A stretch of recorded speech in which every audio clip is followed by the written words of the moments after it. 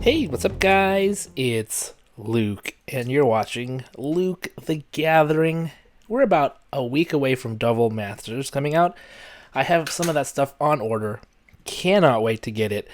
But we're opening up another double product today. It's Innistrad Double Feature. A much maligned product. An expensive product for what it is. But I feel like this is such a limited release that, I don't know, maybe good things will be in the future for Double Feature. Because this is a set that I think people didn't really get into, didn't really buy. And you're getting 2 rares per pack. I feel like prices have definitely come down on these packs. So they actually have a really nice border scheme and design. However, the actual artwork is it hasn't been like, I feel like a lot of people say this, and I agree. It's like they just turned off the saturation, turned down the saturation slider, and then called it a day with very little to none in terms of adjusting to make the card look good. Because some of the cards just don't look like that. Doesn't look very good. Looks like they just made it black and white with very little else. But some of the cards do look good, and like I said, I feel like a set that not a lot of people bought. So maybe this is going to be a nice set to have in the future. 2 rares. So we got Light Up the Night and Runo Stormkirk. We also got a foil Persistent Specimen. Some of the foils are especially hard to see, actually. Some of the cards that I think I'm looking for would be like the Meat Hook Massacre. I think it'd be really awesome to have a Meat Hook Massacre in this particular style.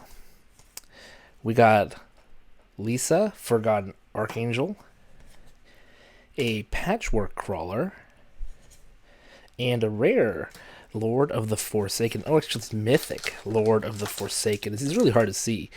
But yeah, very nice. Lord of the Forsaken mythic.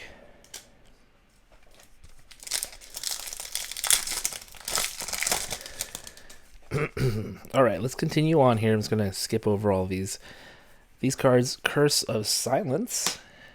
Thalia. I think that was one of the worst Thalias ever. Was it? No, that's not. Take it back. It's not one of the worst Thalias. I think when we see it, there's a card that everyone really hated during this set's heyday. Deserted Beach, that's cool. Dual Land. Consuming Tide, not that great.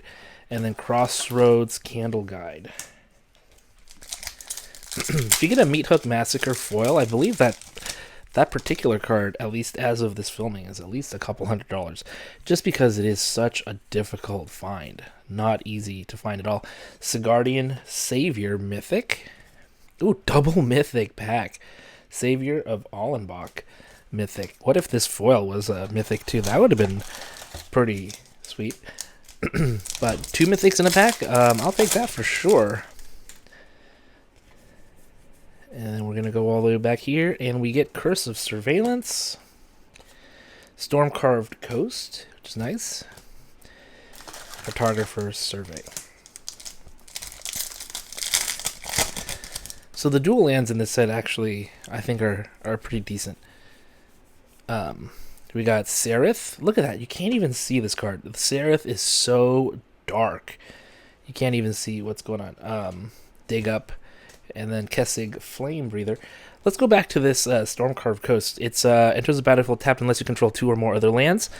That's actually really nice, because if it's in Commander that you're playing this, 2 other lands, I think, especially if it's a later land drop, it's going to be coming in untapped. And if it's at the beginning of the game, you don't really mind it being tapped too much. Alright, the Celestis. So this was the big artifact back in the day. Ooh, and then this was a great card. Helena and Elena Partners.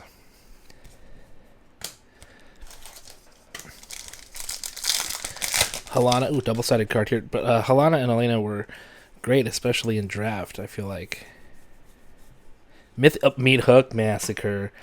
Alright, so very happy to get a Meat Hook. It's not foil, but I love this card. The just things I like about this card. Sigarda Summons and Overwhelmed Archivist.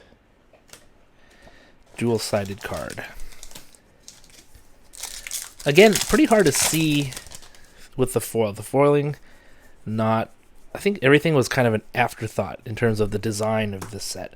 Hallowed Respite, Path of Peril, and then Thraben Exorcism. Although, I don't know. I'm just drawn to this set for whatever reason. Might be just me. Malevolent Hermit, Ulvenwald Oddity, and a rare by invitation only. This is cool. This is a cool, choose a number between 0 and 13. Each player sacrifices that many creatures. I really like that, that particular board wipe. I feel like it could be really useful in very certain kinds of decks. Reckless Stormseeker, and then we got a Puppeteer, a Massive Might.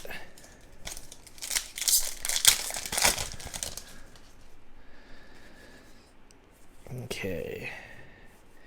We have Mask of Grizzlebrand, another really nice limited card. Wedding Announcement, and a Willowgeist, rare.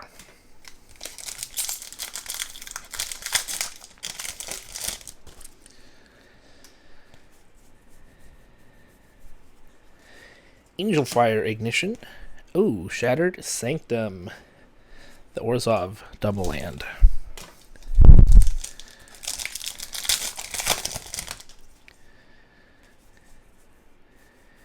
And we have Sigarda's Splendor. And here's another mythic, Cemetery Prowler. And we got a No Way Out.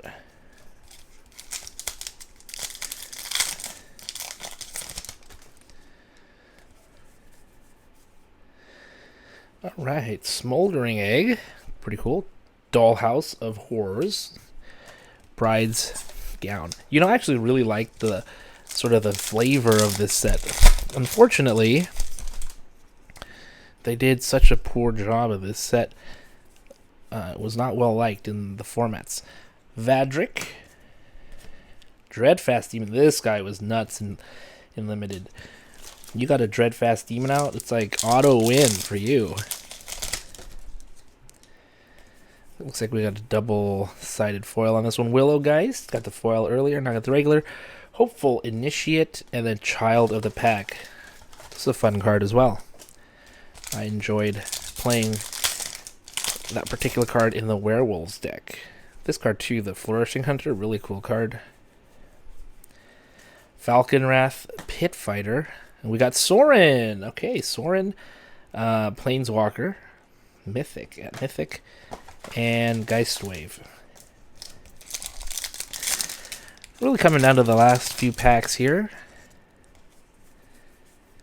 Let's see what we get at the end. Old Stick Fingers. Iruth. Ooh, I actually like Iruth. I built a EDH deck with Iruth and Deathcap Glade. Very cool. Dual land in foil.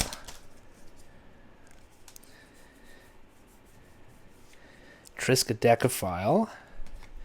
Avenbrook Caretaker. Now this is a nice card. 4/4 hexproof. At the beginning of combat on your turn, put 2+1/+1 counters on another target creature you control with Daybound. That card just wrecked people. Okay, next up we have another mythic, Enduring Angel. Flying double strike. You have hexproof. And then if your life total would be reduced to 0 or less, instead transform Enduring Angel and your life total becomes 3. Etc. etc. Cool. Blood Vial Purveyor, and then a Wolf Strike. Alright, 2 more packs to go.